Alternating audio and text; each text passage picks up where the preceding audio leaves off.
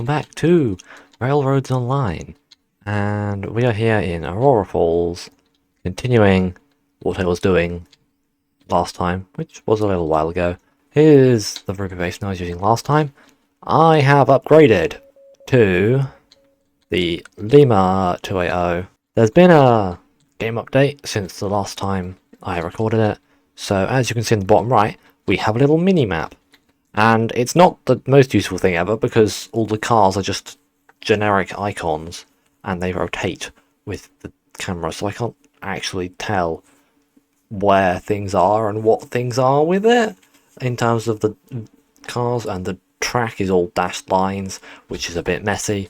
But we also have a new, full-size map, which is sort of the same thing, but it is kind of easier to see things. And so we can zoom out, we can look at all of the industries, and we can see what we've got in each of them.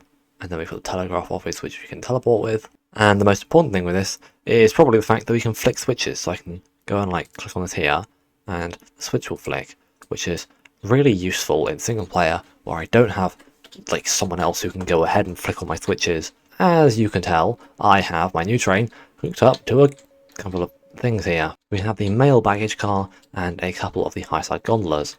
And what we're going to be doing is the gold stuff, because if you look very closely at this, you can see the very, very thin lines that indicate where my track is. Because we were doing the cattle industries, which is, I guess, wheat farm, cattle farm, and meat packing plant. But I've gone and done the gold one now as well. So we have the gold mine or the dredge. Both of them give you gold ore. I've chosen to just use the gold mine. We then take the gold ore from that, and we take it to the stamp mill, and then that gives us refined gold, which goes to the gold smelter, which turns the refined gold into gold ingots, which we take to the express agency, where we sell it.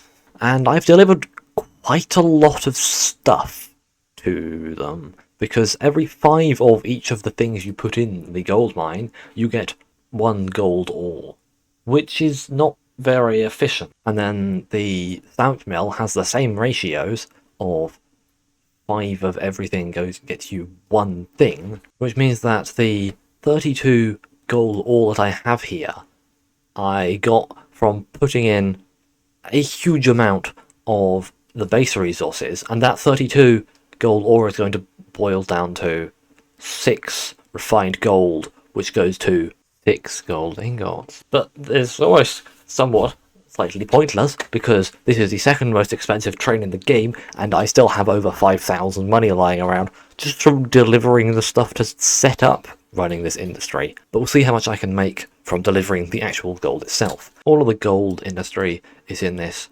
section down here, really. So I've connected it up in 2 ways. One coming from the iron ore mine, that's just a track that runs out the back, turns around, and comes up here to the gold smelter, and then also connects over to the other 2. And there's another one that comes over here from the track we made last time, which goes around to the meat packing plant. There's now just a switch that comes off there, which connects to the railroad express agency, and then goes up the hill to the other gold stuff. So all my switches are set, and off we go. Never mind that things aren't connected. Well, it's moving with us. It's not quite how physics works, but it's working, so I'm not going to question it. So the Lemur is pretty quick. It can reach speeds of 29 miles an hour on flat ground. Not that we spend much time on flat ground. Most of the time we're going up and down hills, so that doesn't really matter. Okay then, we'll just fall off the track. Thanks game, that's really helpful. It also appears we've lost the back one. It's not too bad to go get it, because I can just ping it with that thing, and then I can fly with the rear rail tool, so I can easily go and find it. Here it is. It fell off all the way back here. So here's the iron mine.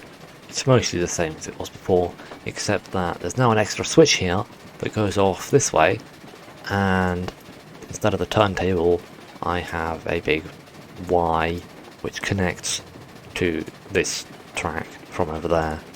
So instead of going and trying to turn around the turntable, you go over there, you reverse down that bit around there, and then you drive off again.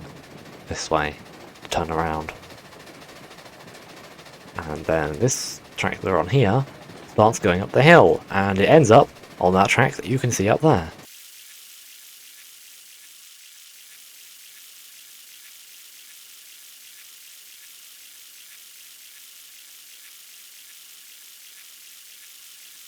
So here we have the gold smelter, I think. We'll be back here later, but for now we're going to go on past it and continue up the hill.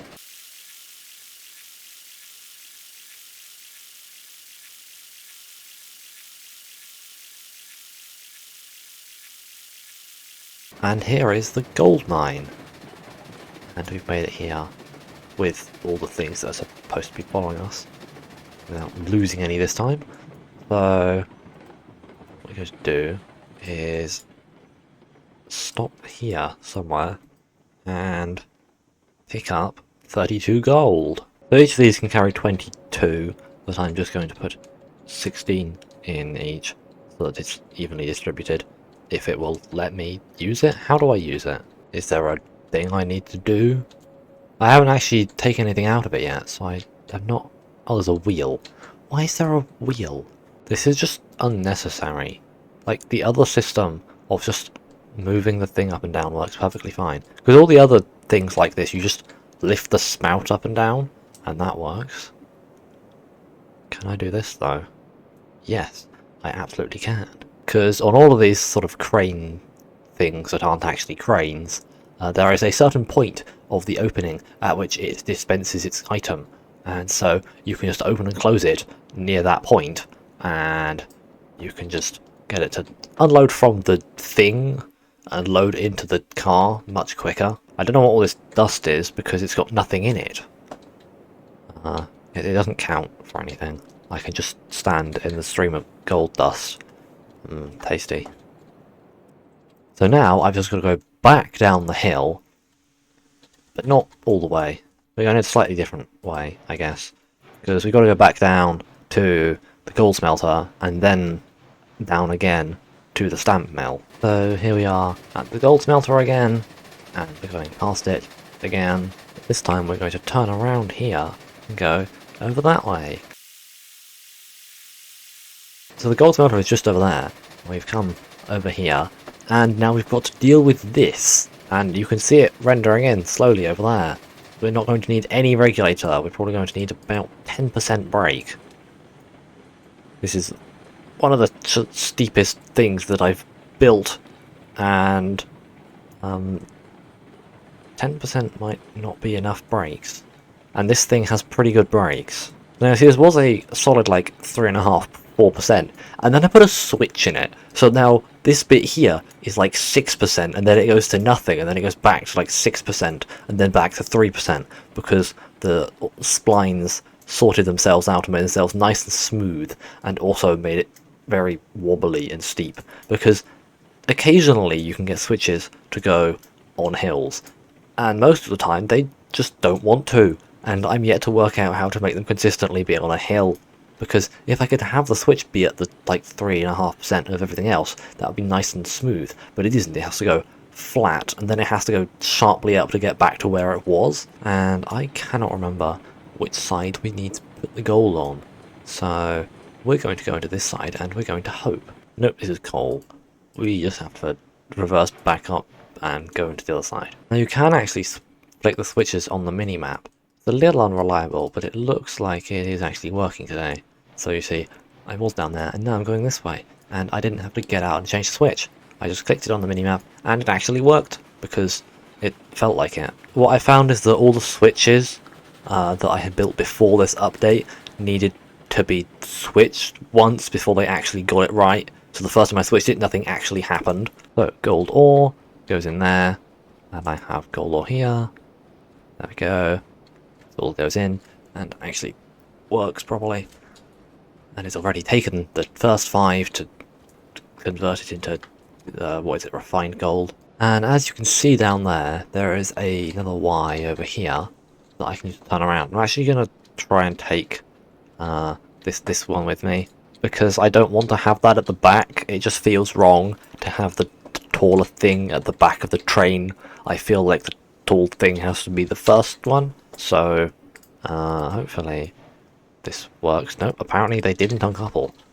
Why did you just not uncouple? Now, I'm not entirely sure I have enough room on the stubs out of the Y for me to actually fit this entire thing, because we're quite long with this whole locomotive tender and mail baggage car, but it looks like I built them long enough, and we've fallen off the track. Wonderful. No, wait, that's going to run away. Don't run away. Just have to quickly fly over to this thing. No, get on the car so I can just shove those brakes on. Right, there we go. There is this going on here with these points. Not sure if you can see it here, but this one is flat and this one is on an incline, and I don't know why the game decided to do that. If I could do that intentionally, that'd be wonderful, but this is not where I particularly wanted to do that. So we do have this rather nasty sudden drop, which is what derailed the train. So now I've got to put the refined gold in here, and there's this area here in this car, and there's also an area here, and that's not how you open a door. Can we just walk in the door? No? Okay. There's also this area here, and does the refined gold go in here? Or does the refined gold go in this one? I don't know, and I'm not entirely sure that it's going to be happy if I put it in the wrong one, but I have no choice but to try and find out. So in theory this works. It's taken 3 of them, and it's put them in here. Okay, they just go in here. Apparently it can fit 16 of them in here. I would have thought you could fit a lot more than 16 of them in here, considering how small they are. Surely you can fit like 1, 2, like 3, 4, 5, 6, 7, 8, 9, 10, 20, 30, 40, then maybe like another stack of 10 here, and another stack of 10, and 10, 10, 10, and 10. But I guess we're only allowed to put 16 in it. So now we go back up the steep hill. So the refined gold goes in here, and we get the gold ingots from here. And I started off this episode with about 5,500 money, I think. That is after having spent about 10,000 on this locomotive and the wagon here and various other cars. So in total, delivery of the goods to the chain got me about 15,000, I guess. And already just from the gold ore, we are at 25,000.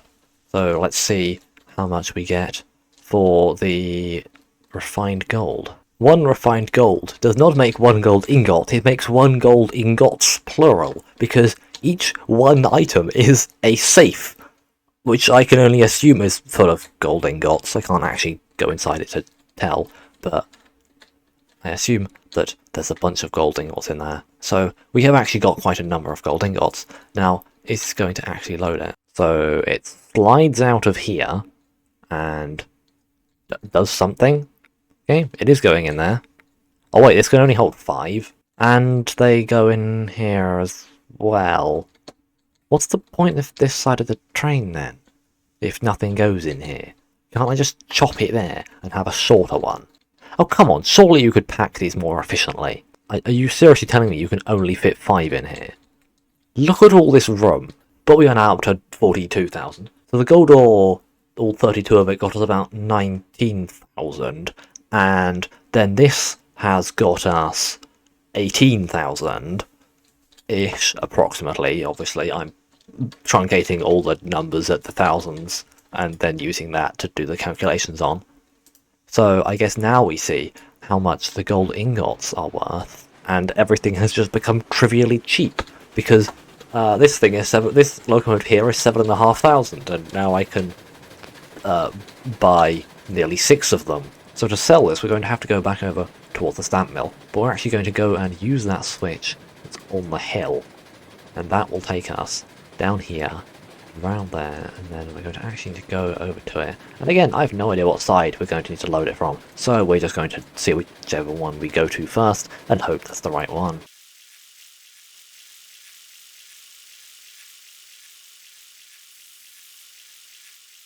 You could just about see the express agency down there that we're going to, and you can see the track down here that we're going to beyond to get to it.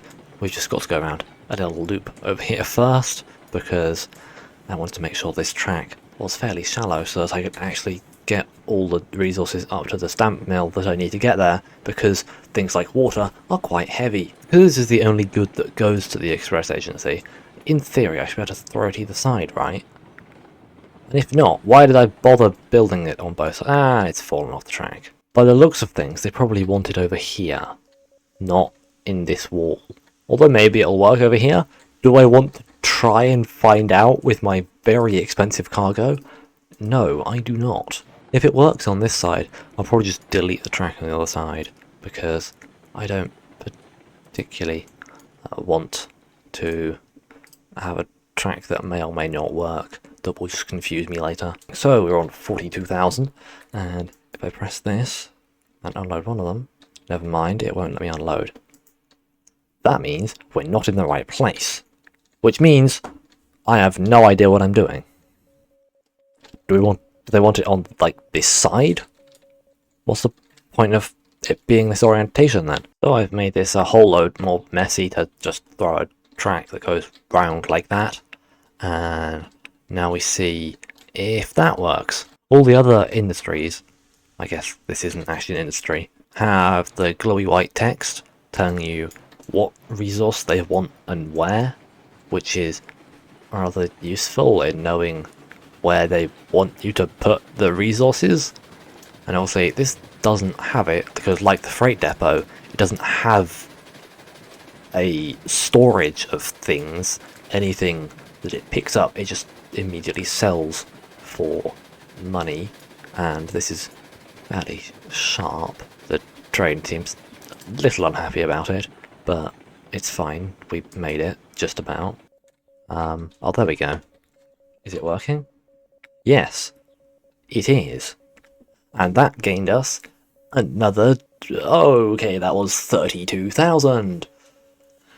What even is the point of money anymore? So if we go and take a look in the locomotive menu, which also has all the other stuff, if we click through here, you can see that things are mostly under 1,000. In fact, the only one over 1,000 is the tanker. The rest of them are under 1,000, other than the baggage car, which is exactly 1,000. And then you look at the locomotives, and we can go through here, and they're all, you know, under 10,000 for a locomotive. And then you have the Energy Class 125, which costs 20,000. You know, the most expensive thing in the game.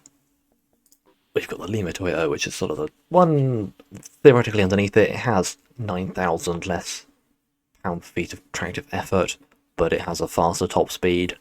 And then we also have the rotary snowplow, which I don't really see the point of getting, but it exists. And it costs 19,000 for something that is basically cosmetic. But yeah, the most expensive thing in the game, we can now buy 3 of them and have enough money to buy a couple of these as well. Is this chain worth it? Very, very much so. By the time you have delivered enough stuff to it to actually make money off of it, you can buy most things anyway, but once you've delivered the goods that you've produced, you now have an absurd quantity of money just sitting around. Yeah, I don't know what to do with it. It's not like I've got anything else I need to do in this game. It's not like anything else costs money other than buying locomotives and things like that. So, yeah, we'll see if I make a sequel to this.